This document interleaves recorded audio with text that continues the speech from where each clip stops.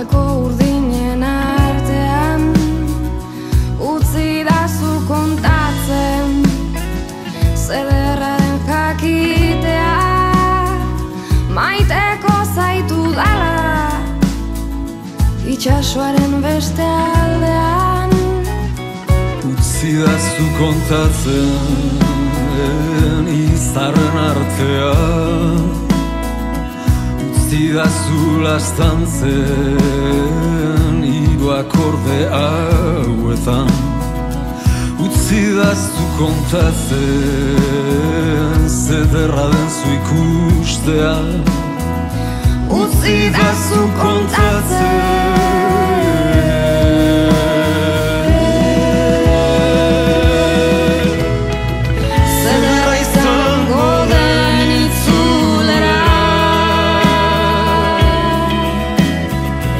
elkarren besoen zabaleran zure fede guztiei eustean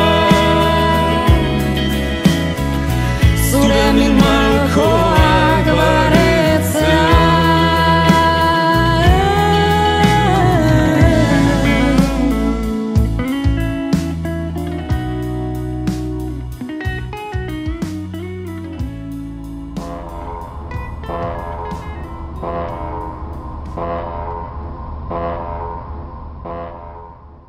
Iruñeko Descalzos kalean gaude.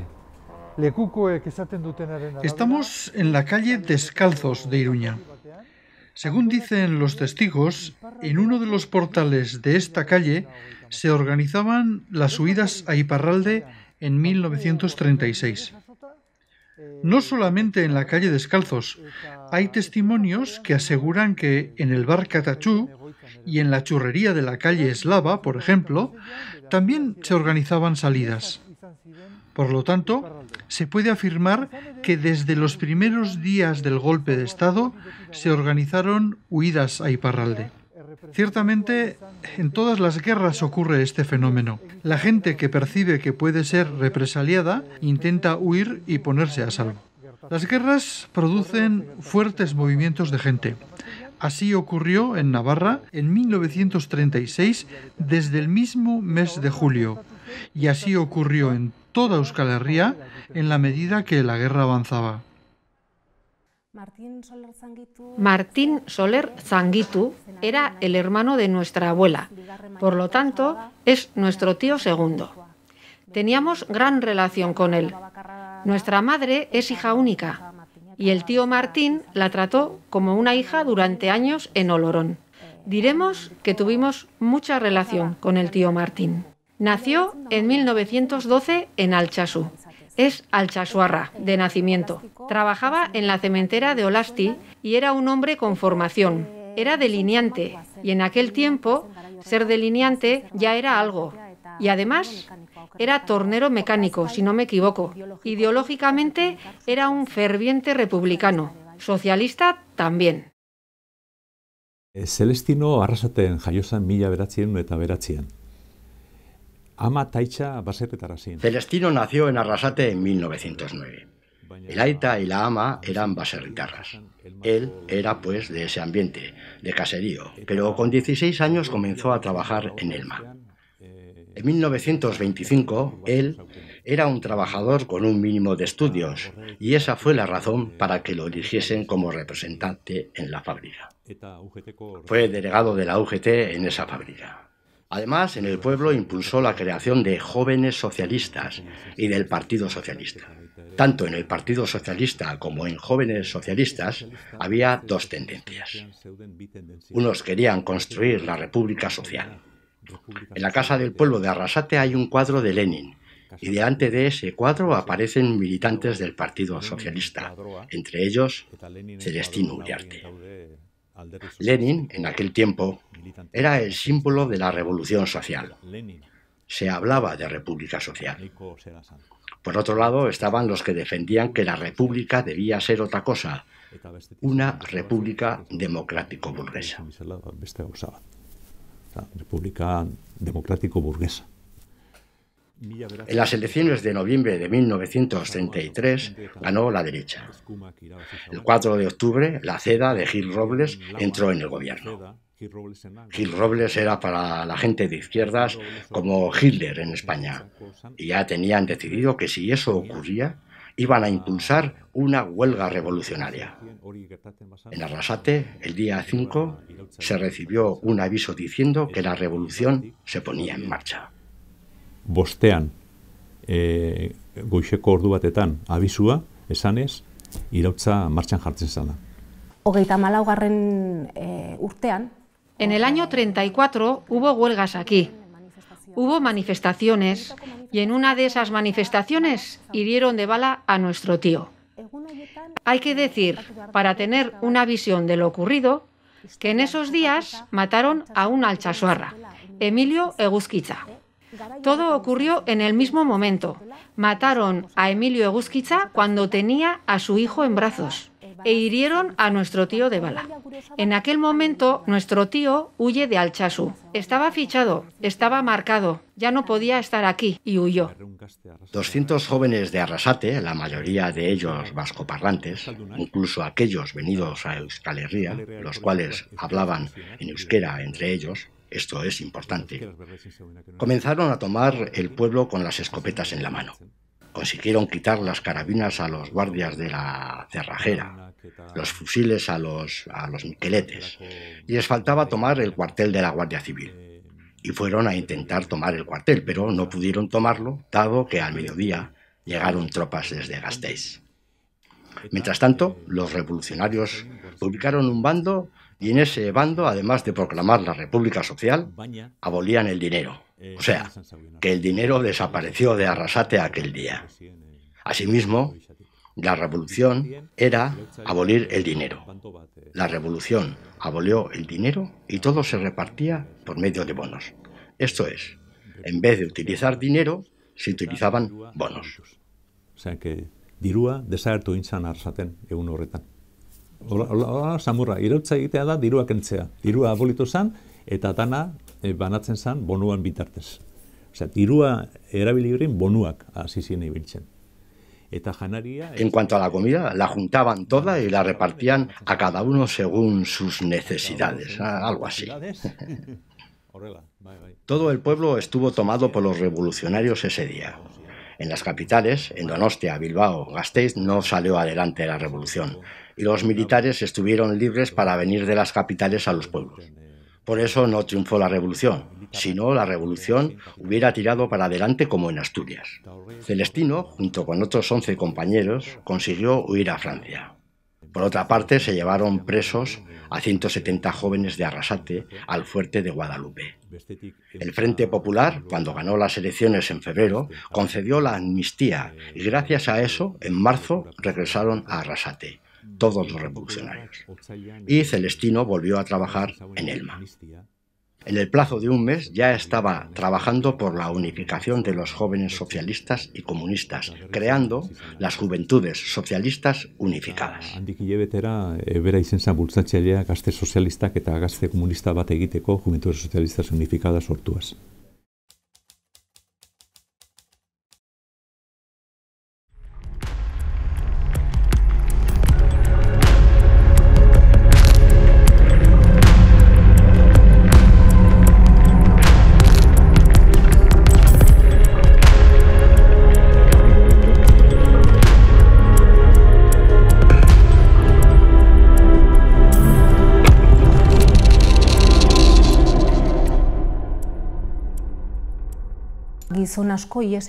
Muchos hombres huyeron, muchos tuvieron que huir. Nuestro abuelo, por ejemplo, huyó por esa puerta que veis ahí. Por la huerta se fue, a Ataun. Allí se juntó con muchos de Altsasu. Pero muchos, ¿eh? No sé si no fueron unos 300. Eso está recogido en algún sitio. Y de ahí a Beasain. Eso nuestro abuelo. Y después en Eibar, luego en Bilbo. O sea que mucha gente de Altsasu anduvo desperdigada por Euskal Herria.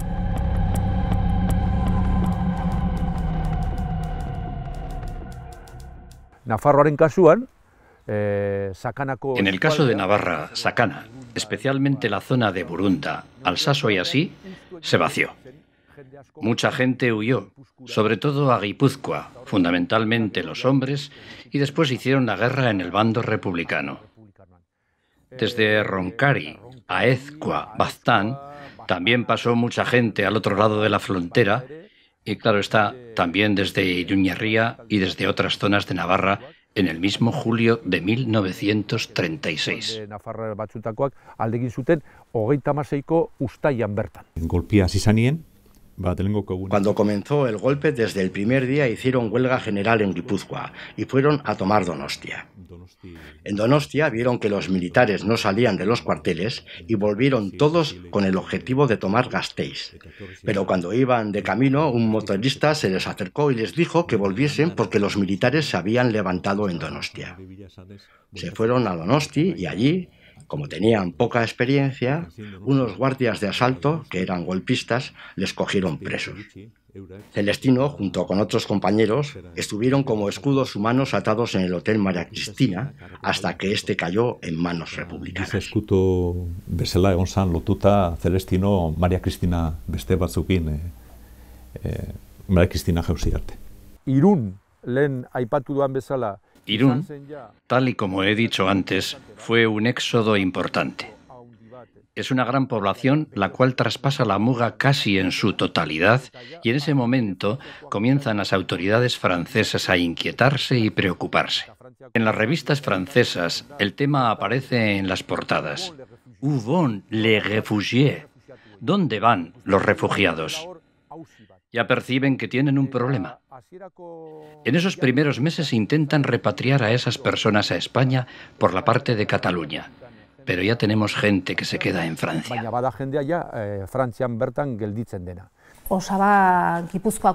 El tío estuvo en un batallón de Guipúzcoa hasta el momento que cae Asturias.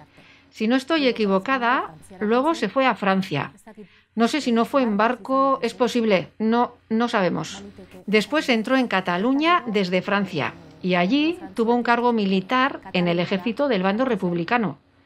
Y después, al tiempo, tuvo que pasar otra vez a Francia.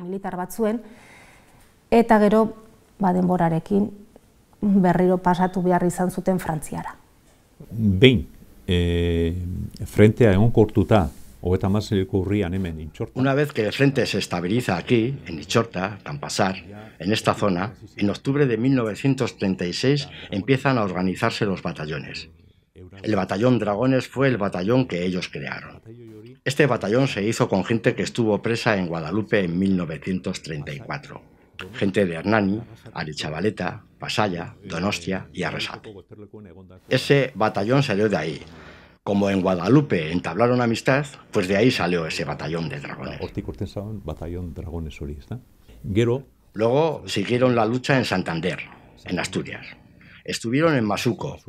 En Masuco, Asturias, hubo enfrentamientos muy duros y luego los que consiguieron pasar a Francia, como Celestino, siguieron la lucha en Cataluña. Celestino tuvo el cargo de mayor y fue jefe de brigada en la batalla del Ebro. Celestino fue herido en la batalla del Ebro.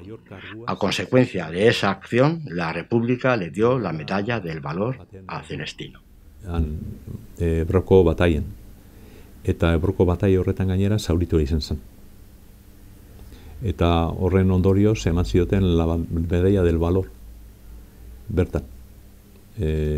Republikak bereri. Eta hogeita mazazpian, ja, franquistek... En 1937, cuando los franquistas avanzan en el frente norte y sobre todo en febrero, marzo y hasta mayo, tenemos un éxodo masivo que tiene una característica especial: el éxodo infantil. Muchos niños y jóvenes vascos, por medio de distintas expediciones, sobre todo expediciones marítimas en barco, huyen. Hubo un barco muy conocido llamado La Habana, por ejemplo. Desde febrero de 1937 se realizan diferentes expediciones hacia Gran Bretaña, Francia, Bélgica o hacia la Unión de Repúblicas Soviéticas. Allí fueron llevados los niños.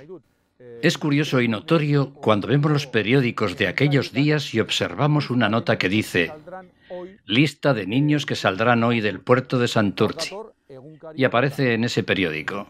Estoy recordando de memoria, pero creo que era en El Liberal, un listado de 400 niños con nombre y apellidos, como si fuesen de colonias o a algún lugar de ocio.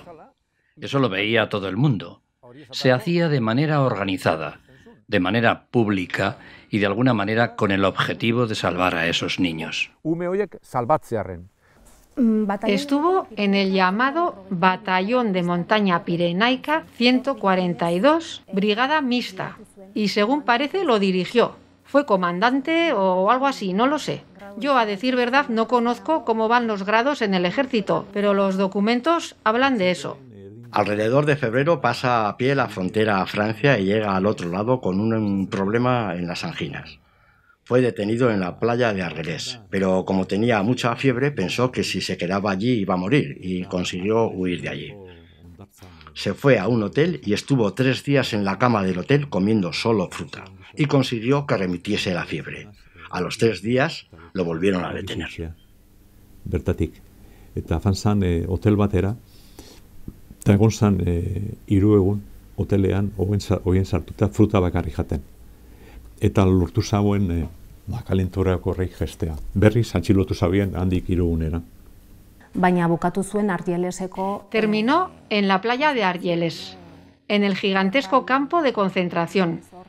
Según parece, había cantidad de ciudadanos vascos allí. Estuvo en ese campo Argelès desde febrero, cuando llegó.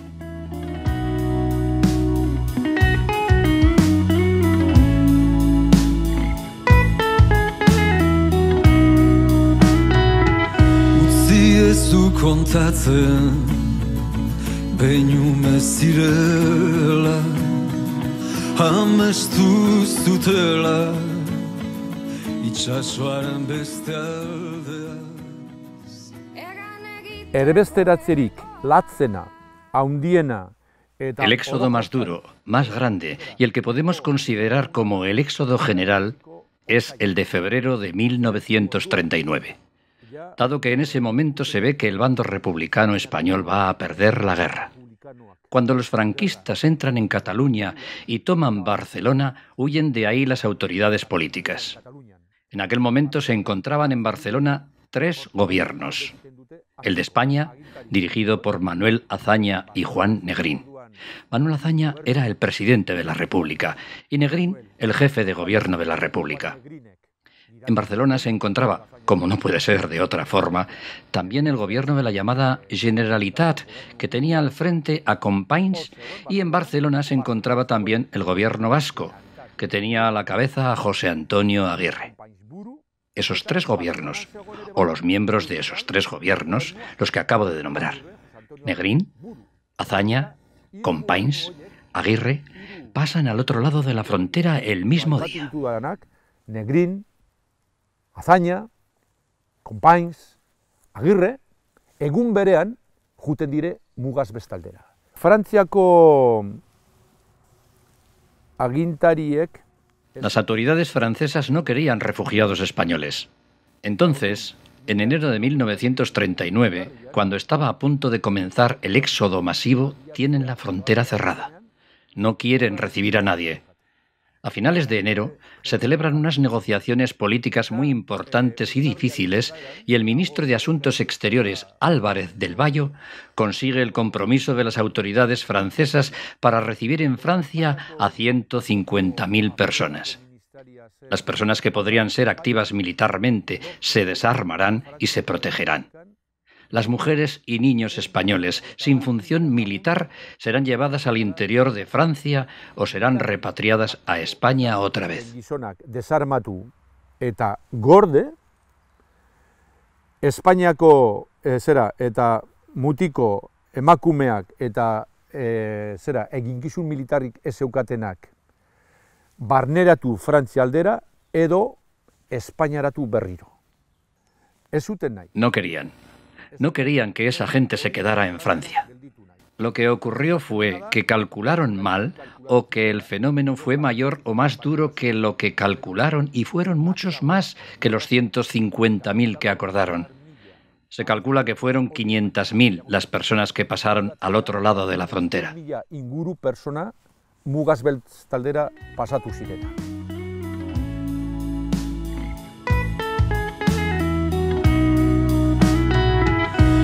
Ezu kontatzen behinume zirela amestu zutela itxasoaren beste aldeaz Egan egiteko egoak bakean bizitzeko ez dute besterik nahi gaur gurekin dantzatzeko Gerran zehar, jendeak ikusi du ze joera izan duen alde franquista. Durante la guerra la gente ha visto cómo se ha comportado el bando franquista. La cuestión no es que una vez conseguida la victoria militar viene la paz.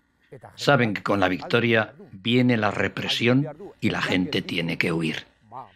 Tiene que huir, no se queda. Hay gente que sí se queda, pero muchos huyen atemorizados porque han visto, por ejemplo, lo ocurrido en Euskal Herria. Navarra, sin ir más lejos, es un duro y evidente ejemplo. A pesar de que desde el primer momento tienen a Navarra totalmente bajo el control, aplicaron una durísima represión. Asesinatos económicos, multas, encarcelamientos y demás, y ese actuar se repitió en todos los sitios. La gente huye con lo que tiene. Meten en una maleta la ropa, las joyas, el dinero y todo lo que pueden. Pero claro, mucha gente huye con el ganado. Los milicianos, por ejemplo, pasaron rebaños enteros, miles de cabeza de ganado hasta Francia. Los soldados y milicianos con camiones y armas. Lo que ocurre es que tan pronto como llegan a la frontera, en el momento en el que van a cruzar la frontera, encuentran a las autoridades francesas y éstas les quitan las armas, recogen los rebaños de ovejas y la gente intenta pasar con la mayor cantidad de cosas. Eta horiek, kentzen dizkete armak, hartaldeak ere bai baztertu edo egin zituzten, jende guztiak alde egiten du ahalik eta gauza gehienekin.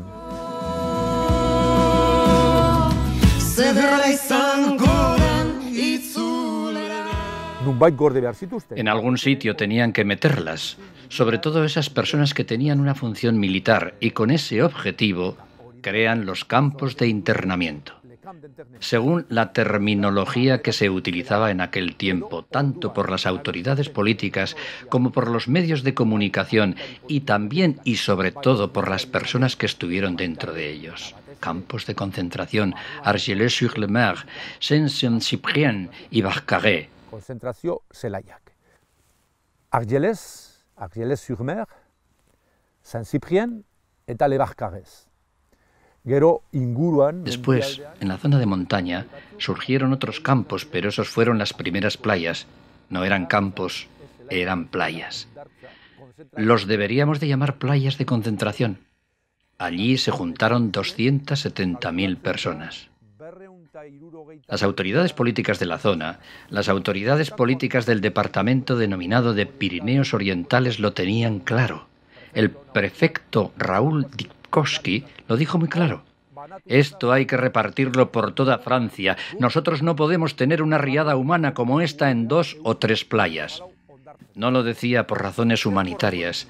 No es porque él sufría o le daba pena tener a la gente en esa lamentable situación.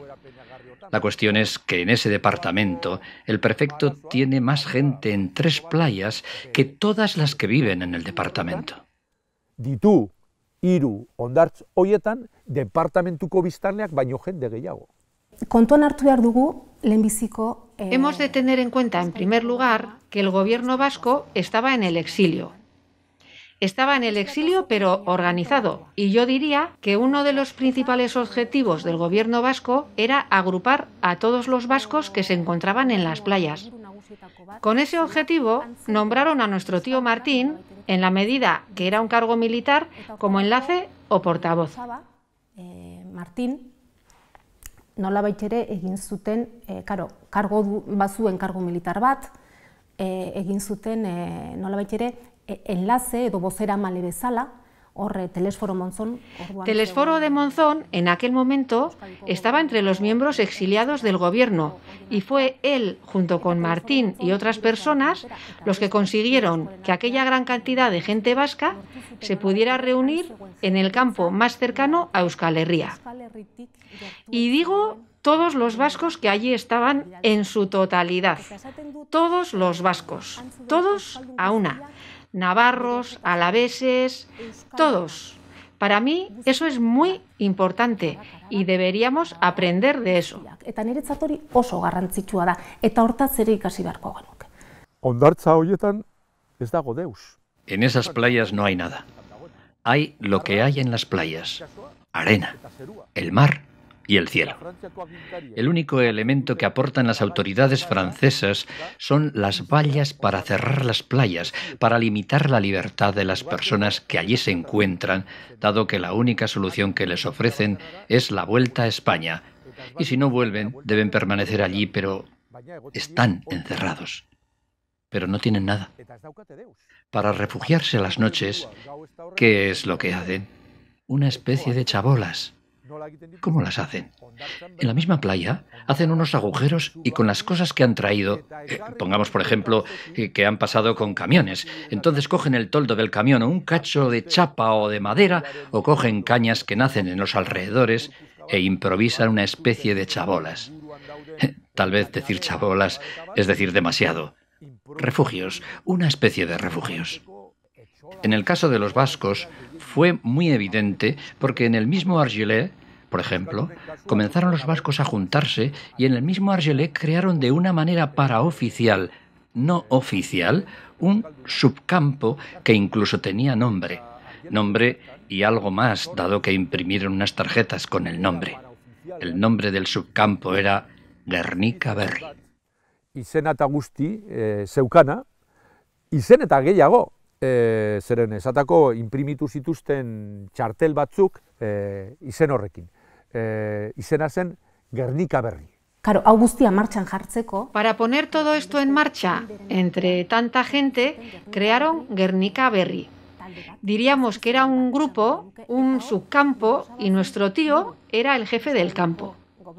Junto con las autoridades del gobierno vasco, especialmente con Telesforo de Monzón, consiguieron listar a todos los vascos que estaban allí. Y lo subrayo esto otra vez: todos los vascos, todos los ciudadanos vascos, con el objetivo de traerlos al campo más cercano a Euskal Herria. Telesforo de Monzón era abertzale. Nuestro tío no lo era. Era socialista y republicano.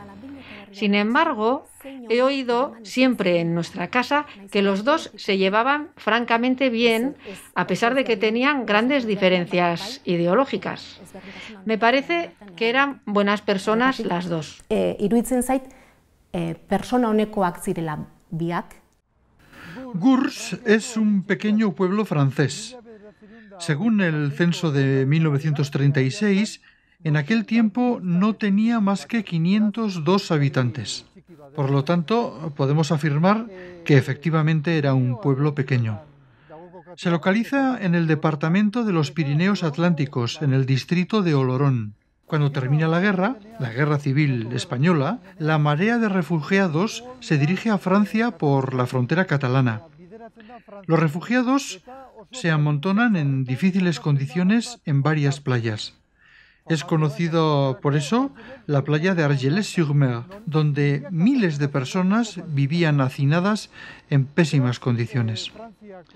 Ante esta situación, las autoridades francesas deciden construir campos de concentración y efectivamente así lo hacen. Deciden instalar uno de esos campos en Gurs. Este es el campo más cercano a Euskal Herria y en consecuencia es en este campo donde se internará a gran cantidad de refugiados vascos. En un plazo de 2 meses construyen en esas ciudades campamentos o campos con una capacidad de 10.000 a 15.000 personas, repitiendo en todo caso la misma estructura. Lagun izateko modukoak eta nun egitura berdina errepikatzen da.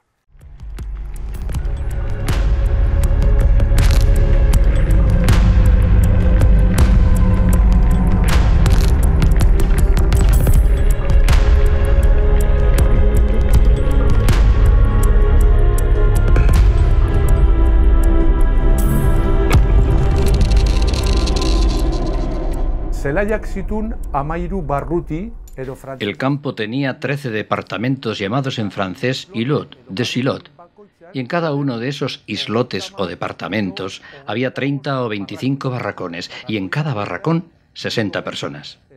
Entonces, la entrada principal era por allí, por el sur. Al principio se encontraban los barracones de los militares. También había barracones militares aquí y en el otro lado también, pero el núcleo del campo era este. Este rectángulo de 2 kilómetros de largo por 800 de ancho, con esos 13 departamentos, donde en cada departamento había 30 barracones, y en el caso de un par de departamentos 25 barracones, porque eran más cortos. Estos, por ejemplo, el B y el D. Cada uno de los rectángulos es un barracón. Pare bat edola motzagoak zirenak, esateako hoiek, el B y el D, 25 barrutiekin. Eta rektangulo bakoitza da barrakoi bat. Barrakoiak nahiko gertu zeuden. Los barracones estaban bastante cerca unos de otros y todos los departamentos estaban cerrados con vallas. Eso quiere decir que estaban limitados los islotes o departamentos, y estas estructuras nos indican lo cerca que estaban los barracones unos de otros. Si la gente salía, pues imagínate, aquí 60 personas, un poco más allí, otras 60, en este espacio tan reducido se encontraba gran cantidad de gente. Eso sí, del islote no podían salir. Cada uno de los islotes tenía su valla propia y además el campo tenía otro cerramiento exterior. Zelai osoak kanpoko itxiturak zeuden.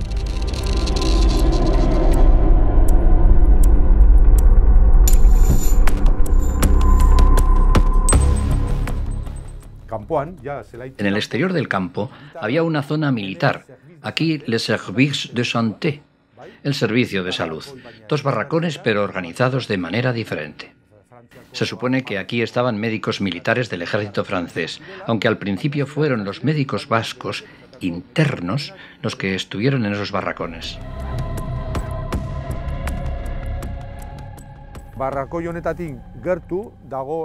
Cerca de este barracón hay una estructura de cemento, la cual nos indica que allí se encontraba la cocina. Cada uno de los islotes tenía una gran cocina colectiva. En ella hacían la comida en grandes ollas y en esas mismas ollas llevaban a los barracones y repartían la comida en la puerta. Solamente las cocinas y los barracones de los militares tenían el suelo de cemento. El resto de barracones eran de madera. El agua la daban en ciertas horas, sobre todo a primera hora para poder lavarse. Había unos lavabos de madera donde poder limpiarse. Ohiko barrakoiek egurrezkoa ura ematen zuten ordu batzutan, batez ere hori lehenbiziko ordutan garbiketa egiteko tenorean ta horrela, zeuden egurrezko garbitegi batzuk ta horrela.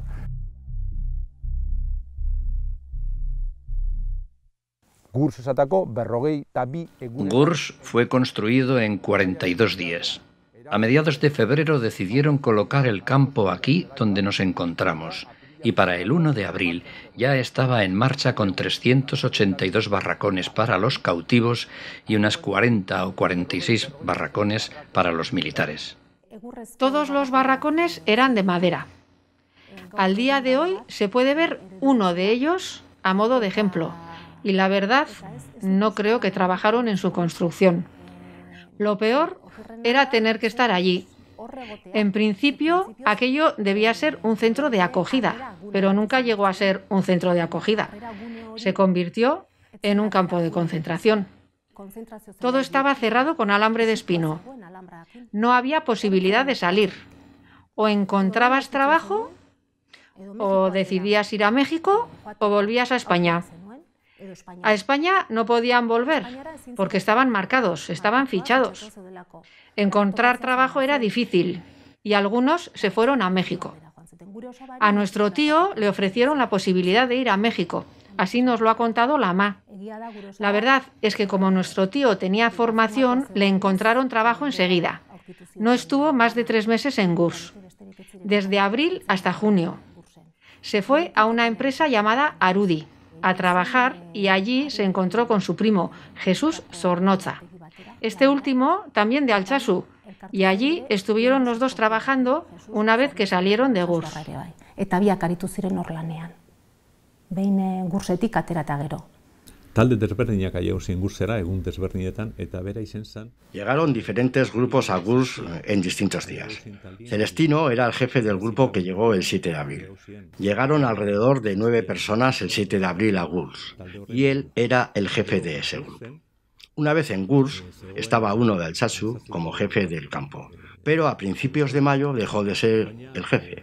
Según los datos que tenemos, dejó de ser el jefe, y entonces el gobierno vasco decidió poner como responsable del campo de Gurs a un comunista. Erabaki zauen, komunista bat, Gurseko arduraduna jartzea. Eta nahiko harritzekoa da. Es bastante extraño que el gobierno vasco pusiese como responsable a un comunista, ¿verdad? Creemos que fue por 2 razones. Por un lado, porque era un buen organizador. Y por otro lado, porque la mayoría de presos que había en Gurs eran de UGT, de las Juventudes Socialistas Unificadas, socialistas y comunistas. Esos eran la mayoría, y claro, todos esos tenían a Celestino en gran estima. Eta, claro, horri dano zaukien Celestino leku honien jarritzezta. A mediados de mayo de 1939, utilizando parámetros turísticos actuales, diríamos que en plena ocupación, cuando estaba lleno, aquí en Gurs había 18.000 cautivos, presos o refugiados. Gurs pasó de ser un pueblo pequeño a ser la 3ª ciudad del departamento. Po, la primera, Bayona, la segunda, y Gurs, la 3ª. Pabe, lehenbizikoa, Bayona bigarrena, hirugarrena Gurs. Txostenak idazten dotza zerai... Escribe informes al comandante del campo, también a Leonardo Salazar. Leonardo Salazar era el responsable del gobierno vasco en el exterior para los campos. En ellos describía cuál era la situación que vivían los presos en el campo. Poca comida. Disponían de médicos y enfermeras, pero en cambio no tenían medicamentos. Las visitas tenían un régimen carcelario. No era una cárcel, pero verdaderamente lo parecía. Por otra parte, debían estar todo el tiempo entre vallas de alambre de espino. Los vascos estaban en 4 islotes, A, B, C y D. Y sin embargo no podían relacionarse pasando de uno a otro. Debían permanecer cada uno en el suyo con todo rodeado de alambre. Celestino intentó ir mejorando esa situación. Hemos de tener en cuenta que Gurs está muy cerca del Pirineo. Aunque mientras estuvo nuestro tío era primavera, seguramente llovería y el barrizal que se creaba era impresionante. No se podía andar. Imagínate, todo mojado, no poder andar, todo sucio, hambre, miserias. Pasaron grandes miserias a pesar de ser un centro de acogida. No fue un centro de acogida. Las condiciones eran verdaderamente malas. Por otra parte, él también llevaba el control de los que salían, a dónde iban y todo eso. Eso era importante, y hay unos informes donde informa de quién sale, dónde han ido y demás. La moral de la gente también. Había que subir la moral de la gente.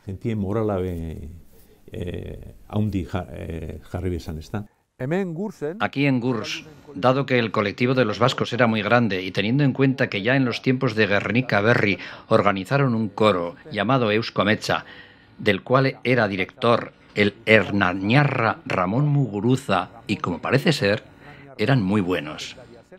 Tenemos programas, invitaciones y carteles preparados por ellos a mano y vemos cómo ya en el campo de Argelès salieron 2 o 3 veces a cantar. Por ejemplo, estuvieron en el Casino Militar de Perpiñán. El 14 de julio de 1939, en el Día de Francia, precisamente en el 150 aniversario de la Revolución Francesa, en muchos campos y en Gurs, también se hicieron celebraciones muy especiales. Todos los colectivos, o al menos muchos de ellos, hicieron sus aportaciones. Los vascos, por ejemplo, bailaron danzas, cantaron. Eta kolektibo guztiek, edo kolektibo askok, egin zituzten bere aportazioak. Euskaldunek esatako egin zituzten dantzak, kantatu zuten. Frantziako El Día de Francia les dieron buena comida y todo fue alegría. Y además todos los presos cantaron la marsellesa. Y todo fue bien, pero al día siguiente los franceses pusieron 2 carteles, con Franco o con la Legión. Y tenían que decidir uno u otro. Yo entrevisté a una persona que estuvo en Gurs. Era asturiano, pero vivía en Burgos. Y me contó que Celestino fue el primero que salió hacia adelante y gritó: «Ni con Franco, ni con la Legión». Celestino izen zala denengokua, urten zauena aurrera, eta esan zauena, «Ni con Franco, ni con la Legión». Bigarren mundu gerratea ja hasi zenean eta batez ere Frantzia ja. Cuando comenzó la Segunda Guerra Mundial y Francia queda bajo la ocupación alemana, el ejército francés se desmilitariza o se desintegra y entonces los militares de Gurs se van y ponen a la gente del lugar como vigilantes. Las autoridades francesas pensaban que esto era una solución provisional y que en 3 o 4 meses desaparecería, por decirlo de alguna manera, que terminarían con el problema, pero esto fue para largo. En vez de terminar rápido, se alargó hasta 1945. Zenkao, bukatu beharrean, luzatu egin zen 1945 arte. Zederra izango den itzulera, elkarren besoen zabalera.